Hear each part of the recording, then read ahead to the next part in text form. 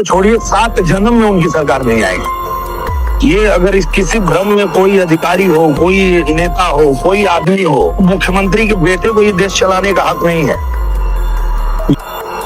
दिनेश लाल यादव निरहुआ ने खेसारी लाल यादव पर जम के बरसे दोस्तों, और दिनेश लाल यादव का रिप्लाई देते हुए खेसारी लाल यादव जी ने क्या बोला है, आप लोग इस क्लिप को सुनिए। पहले सबसे विरोधी आदमी था, मुझे राजनीति में जीवन में कभी नहीं आना था और मैं मरते दम तक मैं चाहता था कि कभी राजनीति में आऊंगा ही नहीं।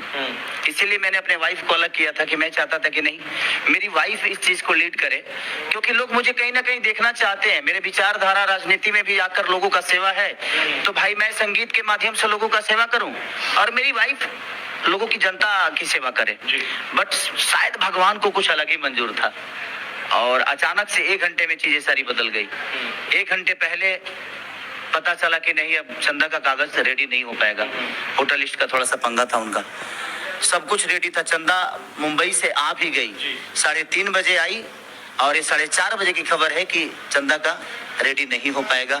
अब मुझे 1 घंटे में 5 बजे वहां से अब दोस्तों, इन दिनों सोशल मीडिया पर यह खबर बहुत ही तेजी से वायरल हो रहा है, जिसमें बताया जा रहा है कि आखिर जिस कलाकार को दिनेश लाल यादव निरहुआ छोट पे से बड़ा किए हैं, आखिर उसी कलाकार को फिर से आखिर क्यों डुबाना चाहते हैं दिनेश लाल यादव निरहुआ।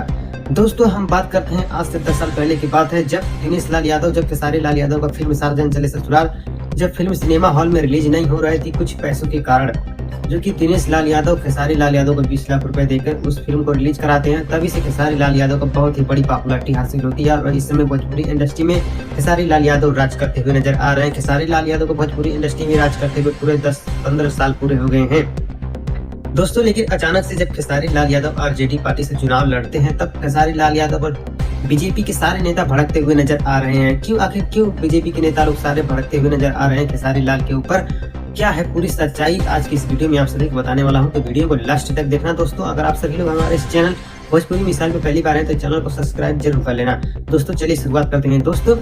अभी लाइव आकर दिनेश लाल यादव निरहुआ ने खेसारी लाल यादव के ऊपर बहुत ही बड़ा आरोप भी लगाया है और खेसारी लाल यादव के विरुद्ध बोलते हुए नजर भी आए हैं और खेसारी लाल यादव को टारगेट करके दिनेश लाल यादव बोले हैं। आखिर क्या बोले हैं, चलिए मैं आप सभी को बताता हूँ दोस्तों। जैसे ही Khesari Lal Yadav RJD party join कर लेते हैं चुनाव लड़ने के लिए, तभी दिनेश लाल यादव ने खेसारी लाल यादव को बोलते हैं कि खेसारी, तुम ऐसे पार्टी से चुनाव लड़ रहे हैं जो पार्टी कभी इस जमाने में जीत ही नहीं सकती। 7 जन्म लग जाएगा उस पार्टी को जीतने में, लेकिन वो पार्टी जीत ही नहीं सकती।